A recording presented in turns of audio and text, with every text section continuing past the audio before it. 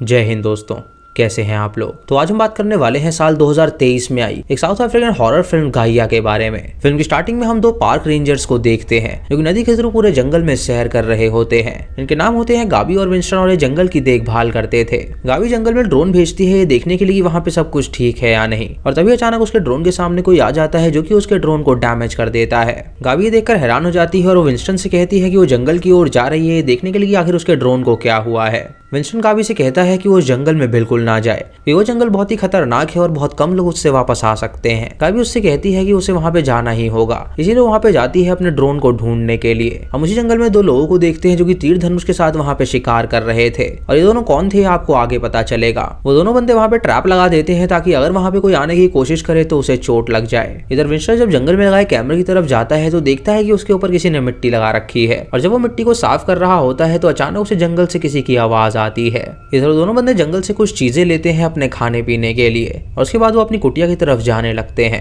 इधर गाबी जब अपने ड्रोन को ढूंढ रही होती है तो उसे जंगलों के अंदर से कुछ आवाज आती है, और वो अपने सामने किसी क्रीचर को भी देखती है जो कि अचानक उसके सामने से गायब हो जाता है। ये देखकर वो वहां से भागने लगती है और वो क्रीचर उसका पीछा करने लगता है, और तभी उस ट्रैप के ऊपर वो अपने कदम रख देती है जो कि उन बंदों ने लगाए थे, जिसकी वजह से एक लकड़ी उसके पैर के आर पार हो जाती है। वो विंस्टन को वॉकी टॉकी से कॉल करके वहां पे बुलाने की कोशिश करती है, लेकिन विंस्टन वहां पे मौजूद ही नहीं होता, जिसकी वजह से उसकी बात नहीं हो पाती। जब विंस्टन अचानक बोर्ड पे जाता है तो देखता है कि गाबी उसको कांटेक्ट करने की कोशिश कर रही थी, लेकिन जब वो वॉकी टॉकी को उठाने के लिए जाता है तो वो पानी में गिर जाती है, जिससे वो खराब हो जाती है और उससे बात नहीं हो पाती। इधर गाबी जब जंगल में होती है तो अचानक उसकी तरफ एक लाल लाइट आती है, और अचानक जंगल में अंधेरा हो जाता है तो विंस्टन उसे ढूंढने के लिए आगे बढ़ता है। तभी विंस्टन कुछ क्रीचर्स की आवाज सुनता है जिससे वो काफी डर जाता है, और इधर गाबी एक कुटिया के पास पहुंचती है जो कि उन बंदों की कुटिया थी। वो उसके अंदर जाती है और वहीं पे जाके लेट जाती है, और जब दोनों बंदे वहां पे आते हैं तो वो उसे कुछ भी नहीं कहते। वो उसकी मरहम पट्टी करते हैं और उसे डिनर भी देते हैं, जिसे गाबी खाना पसंद नहीं करती क्योंकि वो बहुत ज्यादा अजीब था, क्योंकि उसके अंदर जिंदा कीड़े भी मौजूद थे। इधर विंस्टन जब गाबी को ढूंढ रहा होता है तो अचानक एक क्रीचर उसके सामने आ जाता है जिसका सर मशरूम की तरह था और नीचे से वो इंसान की तरह था। विंस्टन उसे देखकर हैरान हो जाता है और छुप जाता है, लेकिन तभी वो क्रीचर अपने टेंटिकल से उसके कान के अंदर घुस जाता है और उसे बंदी बना लेता है। अगली सुबह वो दोनों बंदे एक पेस्ट बनाते हैं और गाबी के पैर पे लगा देते हैं ताकि उसका पैर पूरी तरह ठीक हो सके। तो उसके दोनों बंदे यहाँ पे कई सालों से रह रहे थे, और ये दोनों फादर और सन थे, और इनके नाम होते हैं बैरेंड और स्टीफन। स्टीफन बहुत ही कम बोलता था क्योंकि वो अपने पिता की हमेशा बात माना करता था, और बैरेंड एक प्रीस्ट की तरह था जो कि बहुत ज्यादा रिलीजियस था। जब गाबी की आंखें खुलती हैं तो वो अपने हाथ पे मशरूम उगता हुआ पाती है, जिसे देखकर वो उसे प्लग कर देती है, जिससे उसे काफी दर्द होता है। लेकिन जब उसकी नींद खुलती है तो वो देखती है कि वो एक सपना देख रही थी। तभी गाबी विंस्टन को कांटेक्ट करने की कोशिश करती है तो विंस्टन उसे रिप्लाई करता है, जिसकी वजह से गाबी हैरान हो जाती है और सोचती है कि आखिर वो कहाँ पर होगा। इधर दोनों फादर और सन जंगल की ओर जाते हैं शिकार करने के लिए, और हम देखते हैं कि इन्होंने अपने शरीर में कुछ लगा रखा है। ये जंगली सुअर को मारते हैं और उसका खून अपनी दाढ़ी के नीचे लगाते हैं, और उसके बाद बर्नर्ड मदर नेचर से प्रे करता है और उसे माफी मांगता है उस सुअर को मारने के लिए। इधर गाबी जब उस हट में होती है तो उसे फ्लोर काफी खोखला नजर आता है, और जब वो वहां से लकड़ी हटाती है तो उसे वहां पे कई सारी चीजें मिलती हैं, जिनमें से एक बर्नर्ड की बीवी की तस्वीर भी थी। उसके बाद जब वो उनके आने की आवाज सुनती है तो वो उसे छुपा देती है। वो बर्नर्ड से कहती है कि उसने अपने दोस्त की आवाज रेडियो पे सुनी थी, यानी वो जरूर इस जंगल में ही मौजूद है तो उन्हें उसे ढूंढना होगा। बर्नर्ड उससे कहता है कि अब तक उन लोगों ने उसे पकड़ लिया होगा। तो गाबी उससे पूछती है कि आखिर वो किन लोगों की बात कर रहा है। ये सुनकर बर्नर्ड उसे कुछ नहीं बताता और उसे कहता है कि अगली सुबह वो उसे जंगल की ओर ले जाएगा। रात को बर्नर्ड गाबी के पैर की पट्टी हटाता है, और गाबी देखती है कि उसका पैर अब पूरी तरह ठीक हो चुका है। वो उससे पूछती है कि आखिर उसकी बीवी को क्या हुआ था, तो वो उसे बताता है कि उसकी बीवी को कैंसर हो गया था, और 13 साल पहले वो इस जंगल में ही शिफ्ट हो गया अपने बेटे के साथ। गाबी उससे पूछती है कि आखिर वो क्या काम करता था, तो वो उसे बताता है कि वो एक साइंटिस्ट हुआ करता था, और उसकी बीवी एक केमिकल इंजीनियर थी, और उसके खून में एक प्रॉब्लम आ गई थी और ब्लड कैंसर की वजह से उसकी मौत हो गई। गाबी पूछती है कि आखिर उसके बाद क्या हुआ था, तो वो उसे बताता है कि उसके बाद वो भगवान से मिला। ये सुनकर गाबी को काफी अजीब लगता है और वो सोचती है कि आखिर वो किस बारे में बात कर रहा है। फिर हमें विंस्टन दिखाया जाता है जो कि एक पेड़ के नीचे लेटा हुआ था, और उसका शरीर उस पेड़ से ही जुड़ते जा रहा था, और उसके मुंह पर मशरूम निकल रहे थे, मानो कि उसका शरीर प्रकृति ने अपना लिया है। इधर रात को जब वो तीनों सो रहे होते हैं तो अचानक वो क्रीचर उनके दरवाजे पे आ जाता है, और वो अपने टेंटिकल से गाबी पे अटैक करने की कोशिश करता है, लेकिन तभी बर्नर्ड और उसका बेटा उठ जाते हैं और उसका सामना करते हैं। वो क्रीचर अंदर आ जाता है जिसका सर मशरूम की तरह था, और बर्नर्ड गाबी से कहता है कि वो उस पेस्ट को लगा ले और कोने में ही रुके। जब गाबी कोने में एकदम स्टिल हो जाती है तो वो क्रीचर कुछ भी नहीं देख पाता, क्योंकि वो क्रीचर सिर्फ गंध की वजह से शिकार करता था।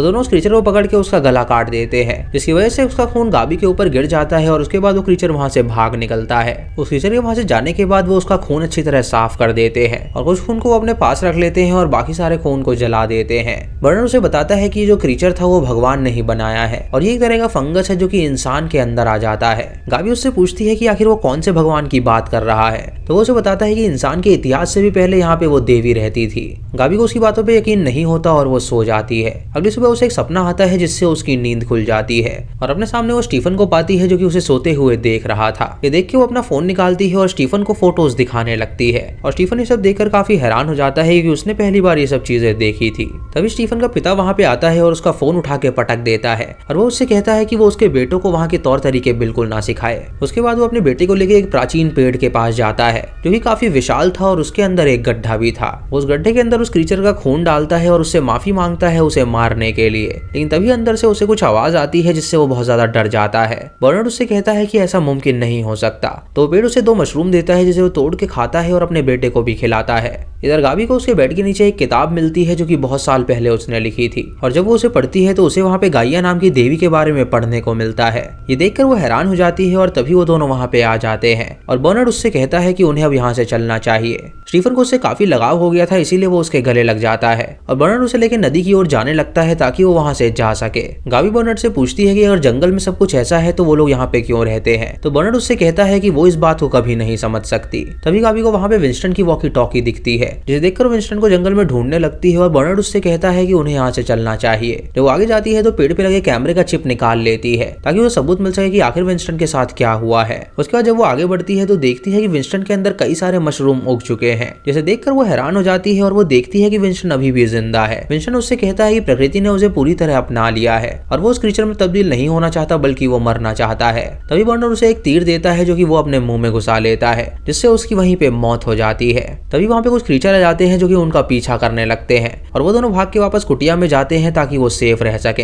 रात को जब गाबी सो रही होती है तो उसे अपने पैर पे मशरूम उगते हुए नजर आते हैं। वो बर्नर्ड से पूछती है कि अगर उसके पास कोई दवाई है तो वो उसे दे दे, क्योंकि वो इस प्रकृति से इन्फेक्टेड बिल्कुल नहीं होना चाहती है। ये सुनकर बर्नर्ड तुरंत वहां से चला जाता है प्रे करने के लिए। तो गाबी स्टीफन से उसकी माँ के बारे में पूछती है। स्टीफन उसे बताता है कि उसकी माँ उसे छोटा बंदर बुलाया करती थी क्योंकि बचपन में वो हमेशा उछला कूदा करता था। वो उसे ये भी बताता है कि उसकी माँ अभी मरी नहीं है, वो जंगल में ही रहती है और फॉरेस्ट ने उसे अपना लिया है। इधर उसका पिता प्रे करने के लिए उस पेड़ के पास जाता है जहाँ पेड़ उससे कुछ मांग रखती है जिसे सुनकर वो हैरान हो जाता है। इधर गाबी स्टीफन से कहती है कि उसे यहाँ पे नहीं होना चाहिए बल्कि उसकी उम्र के लोग कॉलेज में होना चाहिए और पढ़ाई करनी चाहिए। इस जंगल से बाहर अगर वो निकलेगा तो वहाँ पे एक बहुत ही बड़ी दुनिया है जो कि उसे काफी पसंद आएगी, तो वो उसके साथ चले। ये सुनकर वो उससे कहता है कि वो अपने पिता को छोड़ के नहीं जा सकता।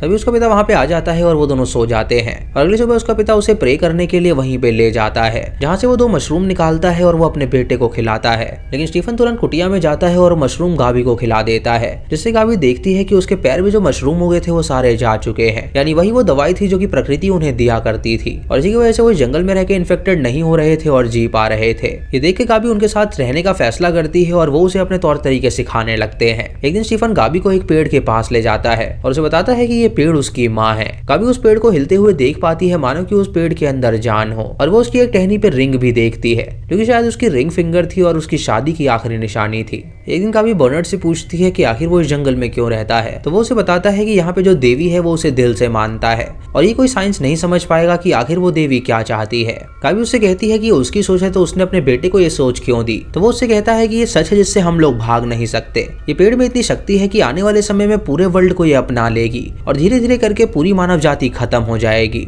उसने अपने बेटे को वही सिखाया है जो कि प्रकृति उन्हें सिखाती है। प्रकृति ने हमें सिखाया है कि हमें मिलजुल के रहना चाहिए, लेकिन आजकल के इंसान उसी प्रकृति को गंदा कर रहे हैं जिसकी वजह से प्रकृति हमसे नाराज हो रही है क्योंकि हम उससे बहुत ही दूर जाते जा रहे हैं। एक दिन ऐसा आएगा कि प्रकृति हमसे सब चीजों का बदला लेगी और फिर हमें पछतावा होगा जो भी हमने प्रकृति के साथ किया। इसीलिए भला इसी में है कि वो अपने अर्थ के साथ रहें और जंगल में रहने से बढ़िया कुछ और चीज नहीं है। ये सुनकर गाबी उससे कहती है कि वो उस देवी को देखना चाहती है, तो वो दोनों वहाँ पे एक रिचुअल करते हैं। वो गाबी के चिन्ह पे एक पेस्ट लगाते हैं और उसकी नाक में एक पाउडर डाल देते हैं जिससे गाबी एक ऐसी स्टेट में चली जाती है जिससे वो अपने आप को एक दूसरी दुनिया में पाती है जहाँ वो उस पेड़ को देखती है जो कि पूरी तरह जीवित थी।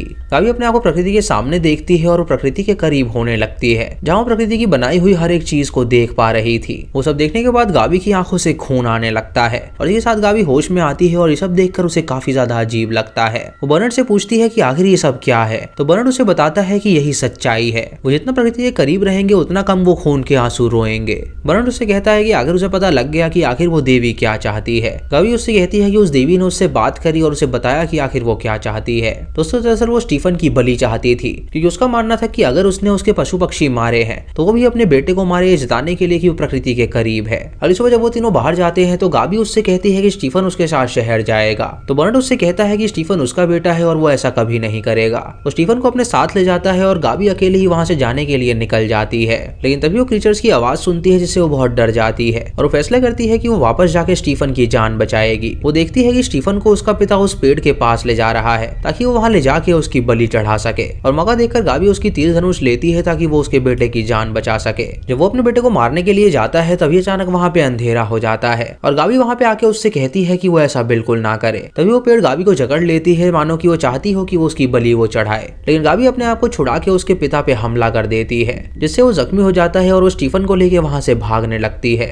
वो दोनों भाग के अपनी कुटिया में पहुंचते हैं और कुटिया को बंद कर लेते हैं और अगली सुबह जब गाबी उठती है तो दोबारा उस किताब को पढ़ने लगती है। इधर बर्नार्ड इन्फेक्टेड हो जाता है और वो अपने खून की बलि चढ़ाता है और वो देवी उसे मशरूम देती है जिसे खा के वो ठीक होने लगता है। उसके बाद हम देखते हैं कि गाबी भी पूरी तरह इन्फेक्टेड हो गई है, क्योंकि उसके बाद मेडिसिन नहीं थी और वो इस एरिया में रह रही थी। उसके शरीर में मशरूम और पौधे उगाते हैं जिससे वो प्रकृति के करीब आ जाती है और स्टीफन से कहती है कि वो इस जंगल से दूर जाए और शहर में जाके रहे। स्टीफन उसे अलविदा कहता है और वहाँ पे उसे हेलीकॉप्टर की आवाज आती है, जिसके साथ वो वहाँ पे चला जाता है और उसके बाद हमें कुछ दिनों बाद की कहानी दिखाई जाती है, जहाँ स्टीफन शहर में होता है और वहाँ के तौर तरीके सीख रहा था। जब रेस्टोरेंट में खाना खा के उठता है तो हम देखते हैं कि उसका जो झूठा खाना होता है, जिससे हम समझ पाते हैं कि वो देवी वहाँ भी उसका पीछा नहीं छोड़ेगी और इसी के साथ ये मूवी यहीं पे खत्म हो जाती है। तो दोस्तों आइए बात करते हैं गाइया के बारे में। दोस्तों ग्रीक माइथोलॉजी में गाइया नाम की एक देवी है, इसका मतलब होता है अर्थ या धरती माँ। गाइया अर्थ पे जो भी जीव जंतु हैं उन सब की माँ है और इसी के बारे में ये फिल्म में बताया गया है। बर्नार्ड एक साइंटिस्ट था जो कि गाइया की पूजा किया करता था और अपनी बीवी को बचाने के लिए उसने ऐसा किया कि वो जंगल में आके रहने लगा, जिससे कि गाइया माँ ने उसकी रिक्वेस्ट एक्सेप्ट करी और उसने उसकी बीवी को जिंदा रखा एक पेड़ के फॉर्म में। वो अपने बेटे के साथ वहीं पे रहता था और उसे भी उसने जंगल के तौर तरीके सिखा दिए थे। इसलिए जब वो किसी पशु या पक्षी को मारते थे तो वो देवी से माफी मांगते थे उन्हें मारने के लिए, क्योंकि वो सभी गाइया माँ के ही बच्चे थे और उन्हें मार के बस वो अपना पेट भर रहे थे। इस फिल्म में दिखाया गया है कि अंत में सबको धरती में ही जाना है, इसलिए जो कोई भी वहाँ पे आता था वो देवी उसे इन्फेक्टेड करती थी और उसके अंदर पौधे उगाकर वो उन्हें अपने करीब बुला लेती थी, जैसे कि गाबी और उसके साथी के साथ हुआ। दोस्तों इस फिल्म में एक बहुत अच्छा मैसेज दिया गया है कि हमें प्रकृति से प्यार करना चाहिए, ना कि उसका नुकसान करना चाहिए। हम जितना प्रकृति के करीब रहेंगे उतना वो हमारा भला करेगी, लेकिन हम लोग हर तरह का पोल्यूशन फैलाते जा रहे हैं, जिसकी वजह से प्रकृति हमसे नाराज होगी और वो एक ना एक दिन उसका बदला जरूर लेगी। दोस्तों आप कमेंट सेक्शन में जरूर बताइएगा कि आपका इस फिल्म के बारे में क्या मानना है, आपको ये फिल्म अच्छी लगी या बुरी। कमेंट सेक्शन खुले हुए हैं, प्लीज कमेंट जरूर करिएगा। तो दोस्तों ये थी आज की वीडियो। चैनल पे नए हैं तो इसे सब्सक्राइब करें और बेल आइकॉन दबाएं नोटिफिकेशंस के लिए, और दोस्तों वीडियो को लाइक और शेयर करना बिल्कुल मत भूलिएगा। तो मैं मिलता हूँ आपको अगली वीडियो में, तब तक के लिए जय हिंद।